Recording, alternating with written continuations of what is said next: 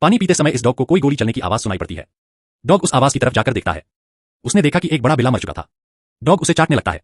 वो शिकारी यही आ रहे थे। डॉग उनको देखकर भाग जाता है और दूर से छुपकर देख रहा था। ये सब देखकर डॉग को बहुत बुरा लगता है। उस बिल्ले का एक छोटा बच्चा भी था। बिल्ले का बच्चा अभी हर चीज से अनजान था। उसने अपनी मां को खो दिया था, लेकिन ये डॉग इस बच्चे की परवरिश करेगा।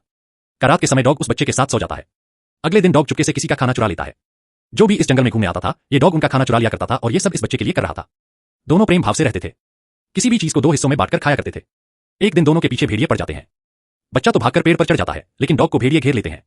डॉग भेड़िया को भौंक रहा था, तभी कुछ लोग आकर भेड़िए को यहां से भगा देते हैं। अब रात के समय जंगल में टूरिस्ट आते हैं। डॉग उनके खाने को चुरा लेता है। अब कई दिन बाद यहां बर्फ गिरने लगती है। दोनों इस बर्फ मजे से खेलने लगते हैं। दोनों की दोस्ती गहरी हो गई थी। बिल्ली का बच्चा भी बड़ा हो चुका था। एक यहां कुछ लोग आते हैं, वो लोग डॉग को पकड़ कर ले जाते हैं। बिल्ली के बच्चे को बहुत दुख होता है। अब बच्चा बिल्कुल अकेला हो चुका था। ये लोग इस डॉग के मालिक थे। अब डॉग अपने घर आ चुका था, लेकिन हमेशा इसे उस बिल्ली की याद आती थी।